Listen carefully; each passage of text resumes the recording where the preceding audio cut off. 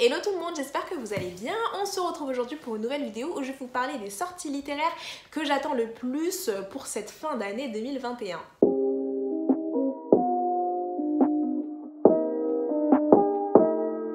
Franchement, je me suis rendu compte qu'il y avait plein de livres que j'attendais qui certes ne vont sortir que début 2022 ou bien au printemps 2022, mais aussi il y a plein de livres qui vont sortir là bientôt à la rentrée. Donc franchement, je suis trop contente parce que déjà ce sera soit de nouvelles lectures, soit des suites de sagas.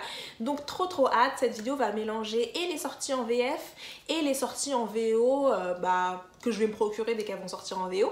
Donc c'est parti, je vous préciserai à chaque fois s'il s'agit des livres en VF ou bien des livres en VO. Le premier livre dont je vais vous parler, c'est le tome 2 de Daevabad, donc le deuxième tome de la Cité de Laiton, et cette fois-ci le deuxième tome sera donc le Royaume de Cuivre. Et franchement il me semble que je vous en avais déjà parlé parce que j'ai déjà lu le tome 1 et donc j'en ai parlé dans l'update lecture, mais la trilogie Daevabad, c'est une trilogie que j'attendais avec impatience, j'attendais qu'elle soit traduite avec impatience parce que je la vois passer absolument partout sur le booktube US et c'est souvent une trilogie qui est très acclamée et qui est décrite comme absolument géniale. Et moi, je sais que si elle n'avait pas été traduite en français, j'aurais éventuellement voulu la lire en anglais. Mais ayant lu le premier tome en français, ayant évalué le niveau de difficulté, étant donné que c'est de la fantasy orientale entre grands guillemets, donc qui se passe en Égypte et qui est inspirée de l'islam, il y a beaucoup de termes qui sont en arabe, de termes spécifiques, etc. Et je pense que j'aurais été complètement perdue parce que déjà dans ma lecture en français, j'étais complètement perdue. Donc j'étais très contente que ce livre soit traduit par De Saxus. Il me semble que dans celui-ci, il n'y avait pas de faute de traduction ou autre, enfin je sais plus.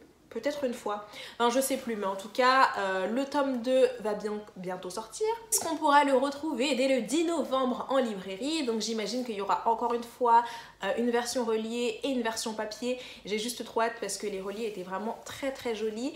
Et franchement on m'a dit que le tome 2, enfin j'ai lu en tout cas des revues qui disaient que le tome 2 était vraiment génial. Parce que certes le tome 1 il y a quelques petites longueurs etc. Mais on voit déjà le potentiel de l'histoire et j'avais déjà beaucoup aimé le tome 1.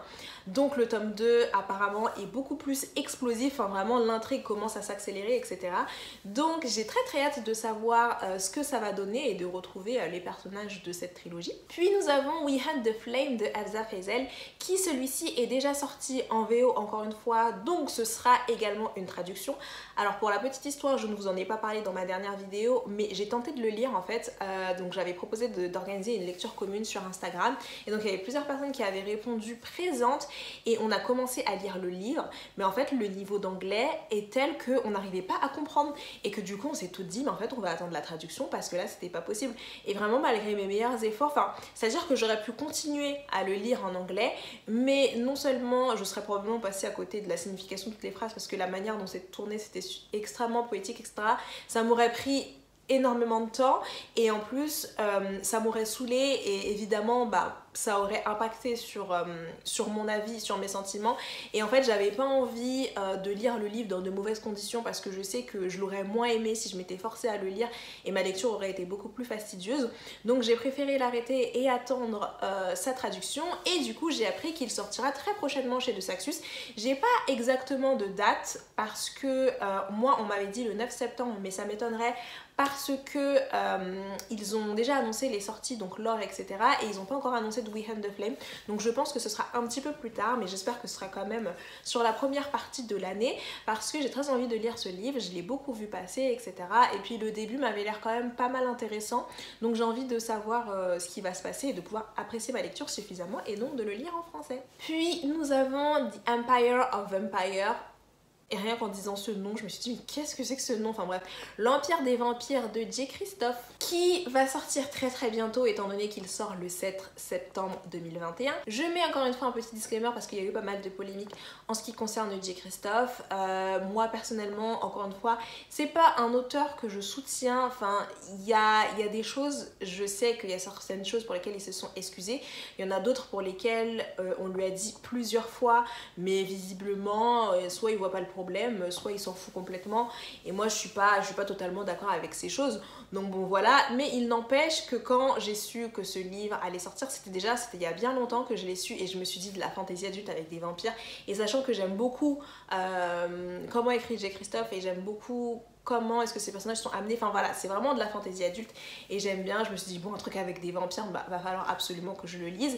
Effectivement, va falloir absolument que je le lise parce que ça va pas être les histoires avec des petits vampires tout mignons ou quoi, hein. Ça va vraiment être de la fantaisie adulte et de la fantaisie bien dark. À propos de vampires qui ont déclaré la guerre à l'humanité, franchement j'ai très hâte de voir ça.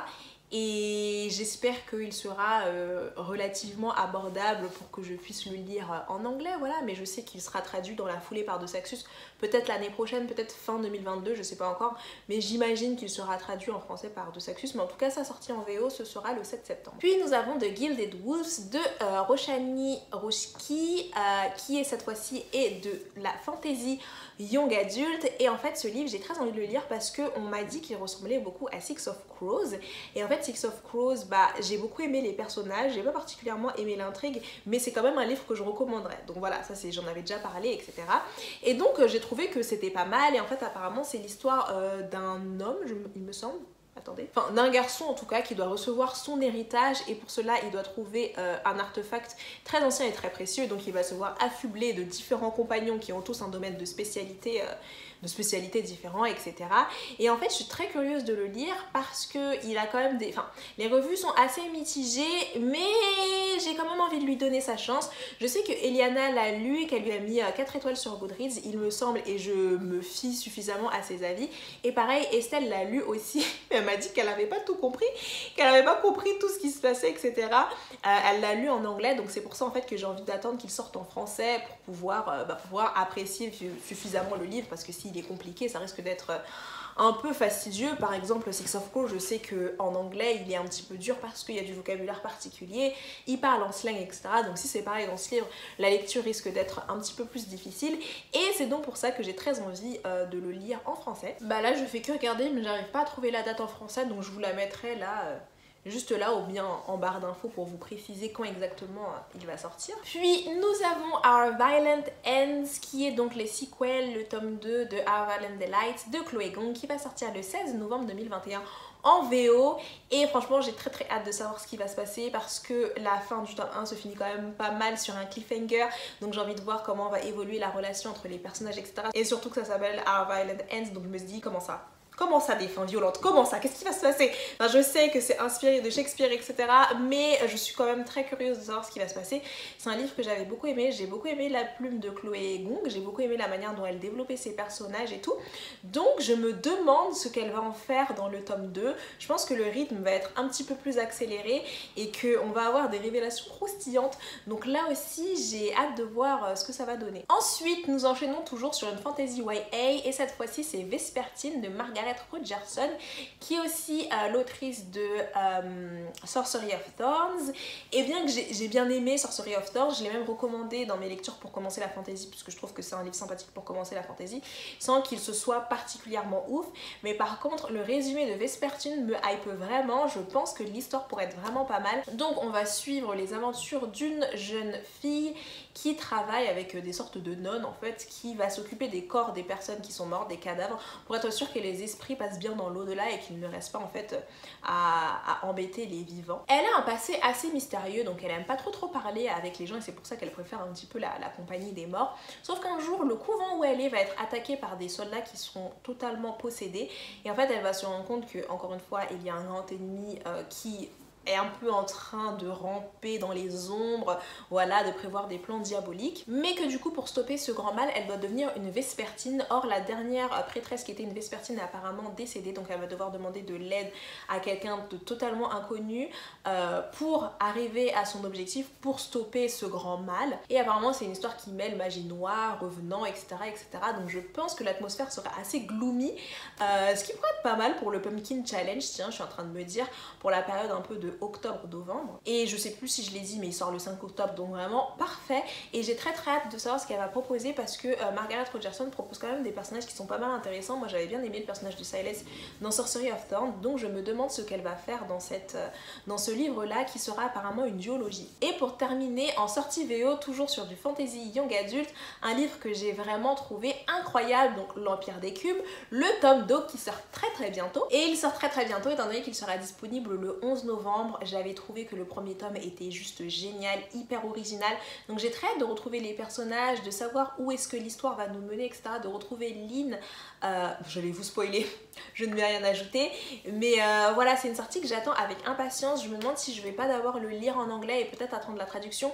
Je sais pas si la maison d'édition, si Big Bang compte traduire la suite. J'espère que oui, parce que le relié était vraiment très très joli. Donc s'ils traduisent la suite, j'attendrai la suite pour me payer le livre en relié en français. Mais sinon je le lirai en anglais parce que j'ai très hâte de savoir la suite des aventures de tous nos personnages. Et voilà tout le monde, c'est tout pour cette vidéo. N'hésitez pas à me dire en commentaire si elle vous a plu. N'hésitez pas à me dire quelles sont les sorties que vous attendez avec impatience. Et si là, il y a des titres qui vous intéressent dans ceux que j'ai cités. Et moi, je vous fais de gros bisous et je vous dis à la semaine prochaine pour une nouvelle vidéo.